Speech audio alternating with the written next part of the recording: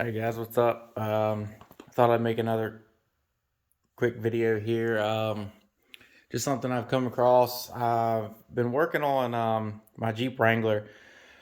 I swapped it out initially to a 454, and once I got everything put together, coolant, all that good jazz, I heard, a slight knock in the bottom end. So I pulled the pin and I had a spun bearing.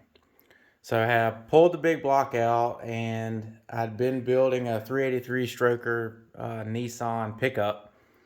So it's a lot further along in the project. So I pulled that engine, have it in my Jeep now until I can get the crank figured out on my big block, because where the spun bearing, put a slight groove in it.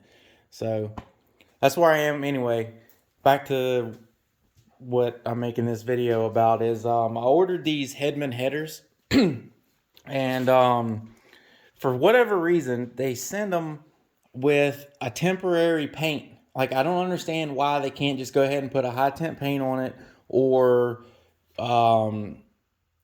just a little bit of oil on them, and seal them up in the bag and ship it that way. But for whatever reason, they got to put this paint on there. So the easiest way that I found to get rid of the paint is to use lacquer thinner. You can pick this up, any paint shop wherever, probably Lowe's, wherever. But I think this actually, came from Walmart, so it'd probably be a little cheaper, because this is the paint that you start with. I mean, it's decent, but it says, in the instructions that it's not high temp paint. It's just made, so it doesn't rust while it ships or sits in the warehouse until people buy it or whatever. So this is what it looks like after using the lacquer. The lacquer, I mean, it works really quick. I'm not going to do the whole thing. I'll just show you.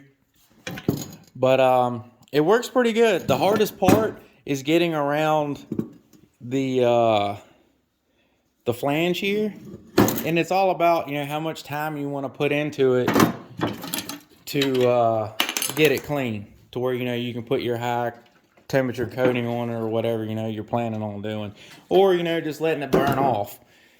I thought about letting it burn off, and I thought about using a torch to burn it off, but I didn't want to put excess heat and certain areas.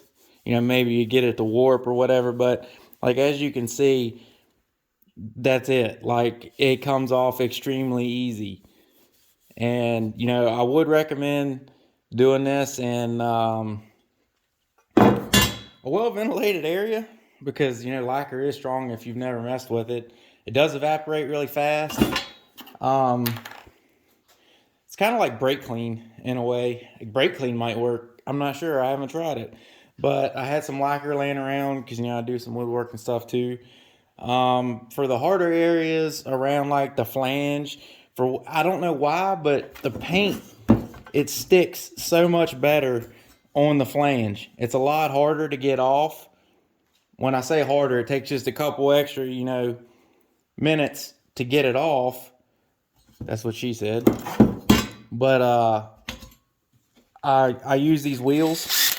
They work really, really well at getting around the joints there in the flange. But yeah, I mean, you can see right there how quick it comes off. I do recommend wearing gloves, because I did the other one yesterday, and got it, like, repaints yourself. But see, it just wipes right off. But once the paint dries again, it gets back in your hands, and all them places it's hard to get clean. But yeah, some of the tighter areas, like in between the tubes, what I would do is I would just thread the rag through, pull it out, and then put some lacquer in it and let it set. If you let it set too long, like I said, it does evaporate. But yeah, just kind of like floss it, and that helps get in the tighter areas. You can see I got pretty much all of it. It just takes a little bit of time. But yeah, like I said, you should probably wear some kind of glasses in case you don't want to splash it in your, in your face. I would recommend wearing gloves unless you just don't care about getting paint all over you, then using brake cleaner or your lacquer or whatever to get it off your hands.